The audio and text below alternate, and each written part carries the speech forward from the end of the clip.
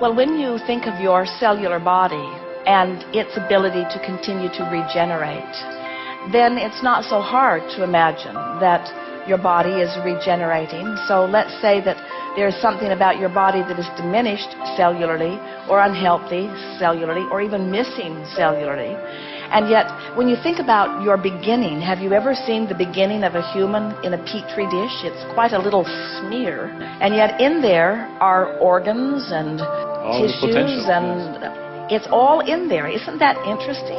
And somehow it has this smear, this future you has the knowledge of becoming.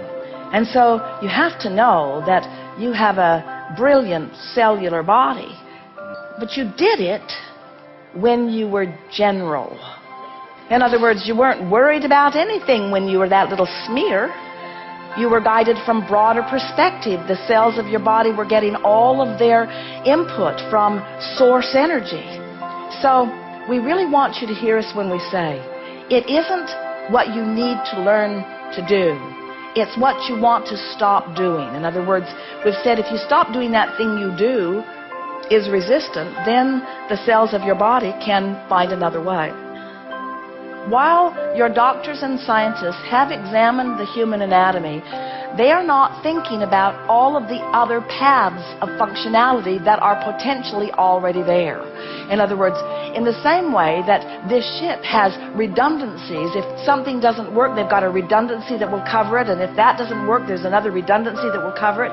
And your physical apparatus, we can't even begin to describe the effective redundancies that are in place. You have more things in balance, more ways of your body flowing, more ways for your brain to function, more ways for your physical body and the cells of your body and the regeneration of the cells of your body. The desire of the organs to continue to be, and an absence of resistance from the captain of the ship would allow it to be. The regeneration of an organ, the growing of a limb, and the regeneration of an organ, or the recreating of an eyeball, that's pretty specific for someone, for anyone who has been living in a world of reality that just doesn't accept that.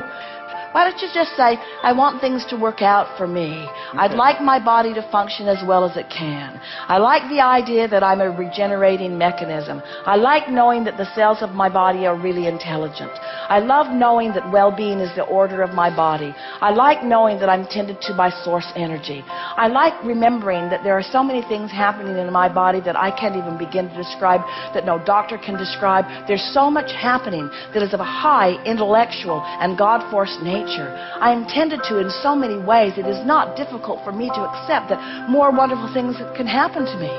I just love knowing that I have a regenerative body that is understanding its own mechanism, and that there is a source energy that is the holder of the evolution of all of the ideas that all of my trillions of cells have set forth. And it is my intent, my singular intent, to soothe myself thought by thought, subject by subject, relationship by relationship, subject by subject by subject by subject, into a place of feeling good, feeling ease, until I'm flying high on subjects that are important to me.